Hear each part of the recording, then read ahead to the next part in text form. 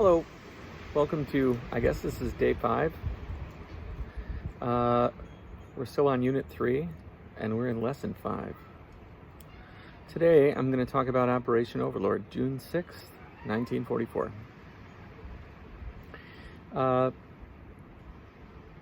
Operation Overlord, of course, is the code name for D-Day. And in a strange twist of fate, you may have heard about this before. The term Overlord and several of the code names for the beaches, I think Omaha and Utah and one of the other ones, Sword, Juneau, Gold, I'm not sure, but they showed up in the London crossword puzzles the week before the invasion, and everyone was convinced that somehow the secret was out and millions of people's lives were going to be altered. Hundreds of thousands of service members' lives were at risk because of this crossword puzzle. Turns out the guy just randomly chose the words. He didn't know why. They arrested him, dragged him in, questioned him for days and days. Just a coincidence that all the invasion terms were in the London Times crossword puzzle. Anyway, when I talked to you guys last week, I told you that there was a ghost army that was tricking the Germans and getting them to believe that the invasion was going to happen somewhere else in France. The Germans had moved all of their resources close to Calais, and they were waiting for the invasion to happen there. So when the invasion actually happens down in Normandy, for a critical 48 to 72 hours, the Germans don't get it that is the actual invasion. They're still waiting for the other shoe to drop and the other part of the invasion to happen, and it doesn't.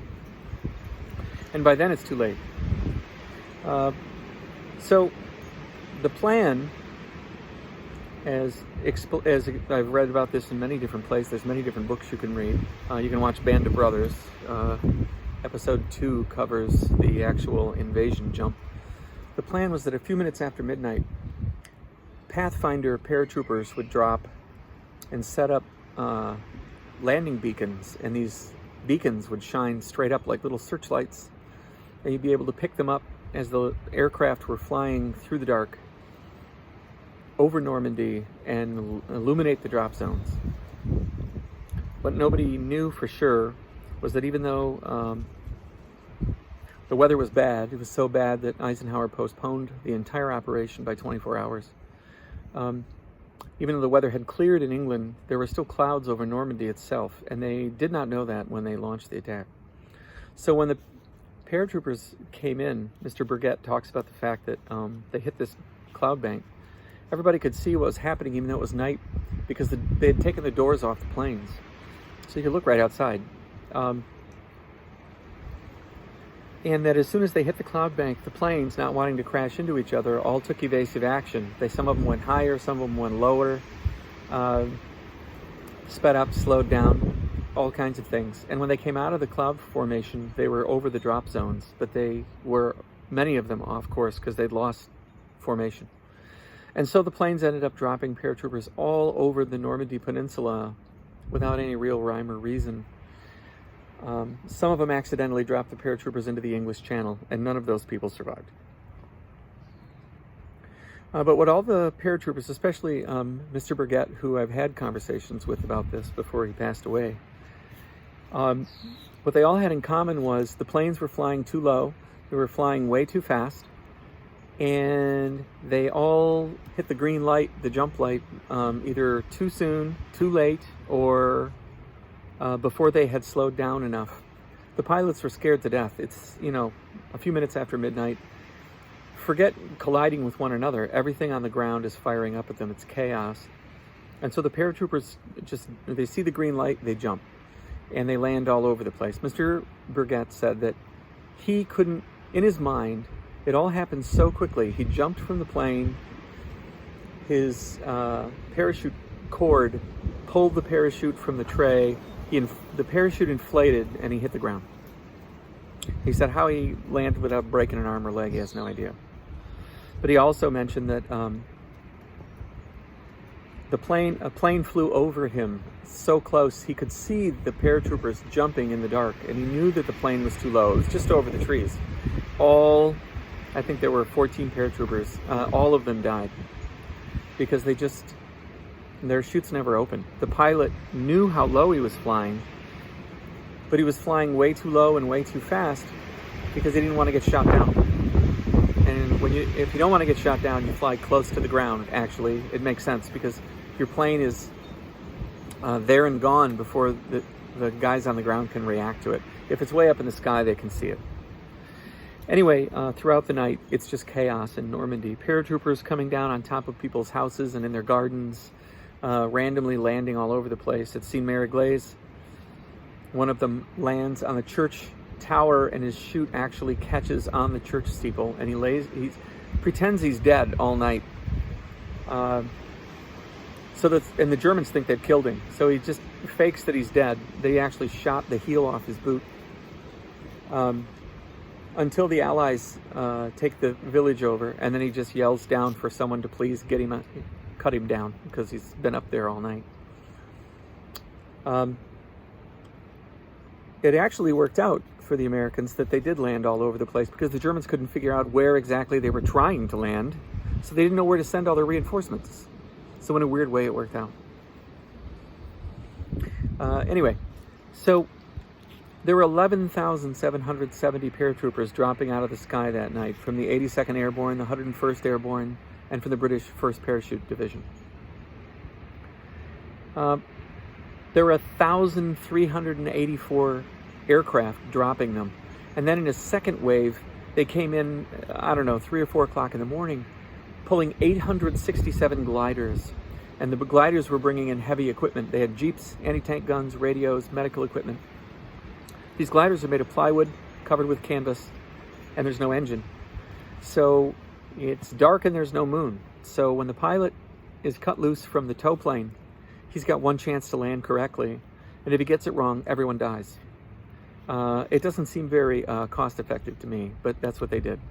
And these gliders were all expendable. They were only meant to be used once. And when they crash landed, as long as the guys rolled out of the wreckage, no one cared.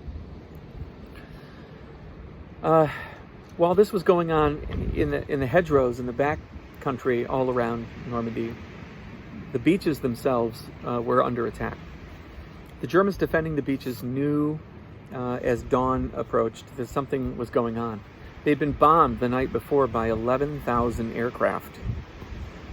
11,000 aircraft. Bombed over and over again.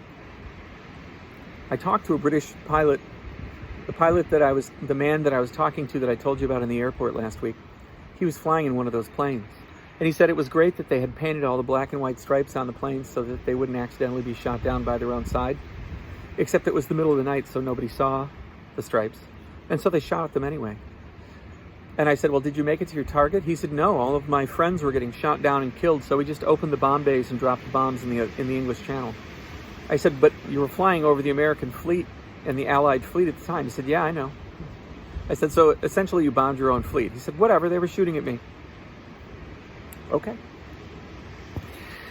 Anyway, so the bombardment on the beach works well at all the beaches except Omaha. On Omaha Beach, the bombardment more or less completely missed the target. But that was insurance, right? It was going to be okay because the idea was, it's fine. The beach bombardment, the Navy's going to come in and bombard the beaches, and then it's going to be fine. And they did. There were 9,727 ships in the invasion force.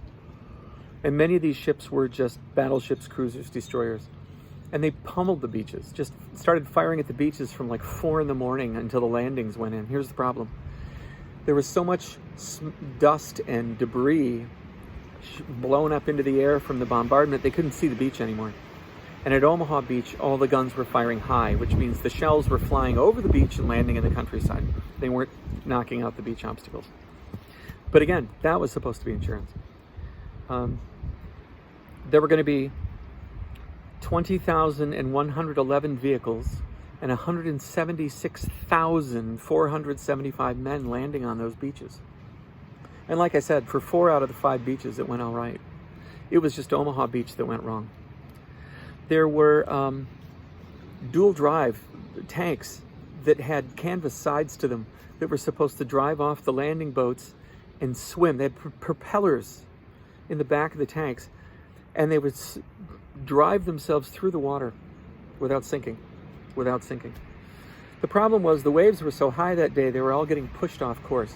There was something like, I don't know, I want to say like 35 or 40 of these tanks that were supposed to land at Omaha Beach and save the day. They were going to knock out everything on the beach.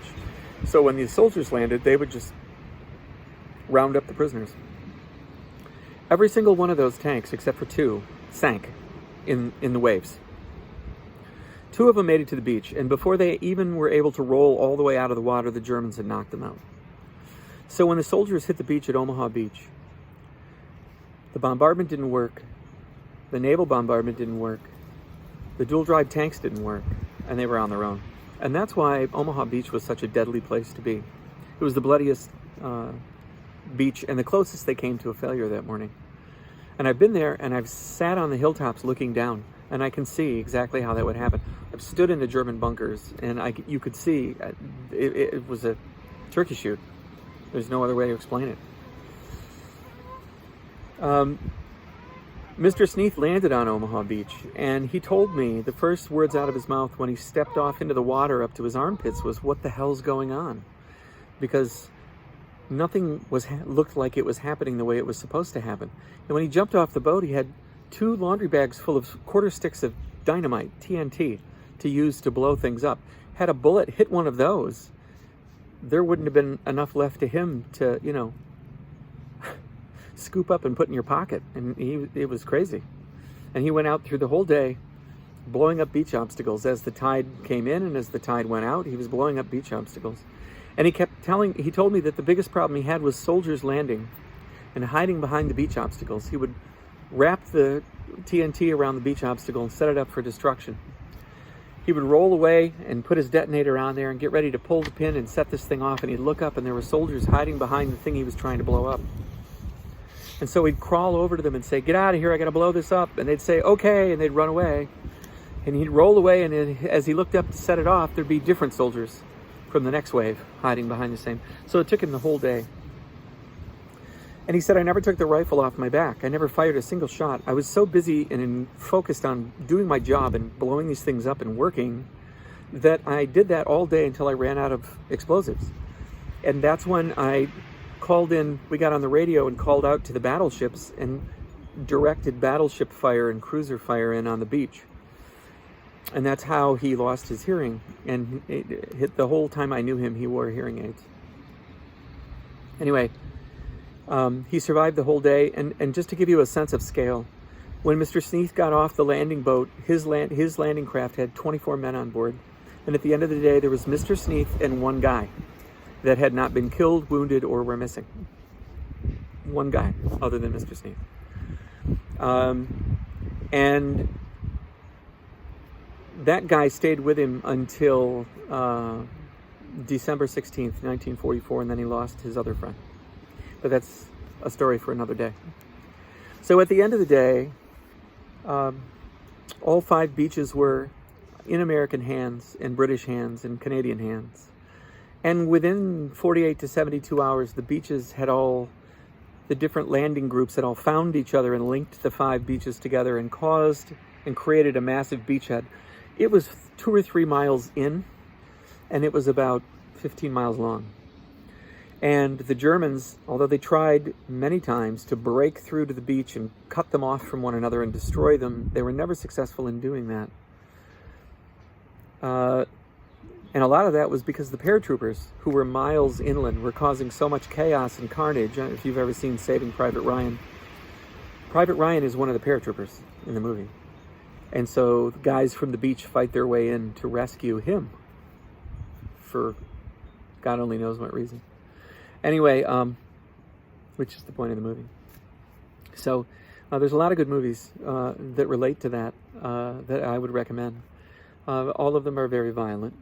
There's some excellent color footage of the actual D-Day landings. And I'll try and attach some trailers and some videos that relate to those times.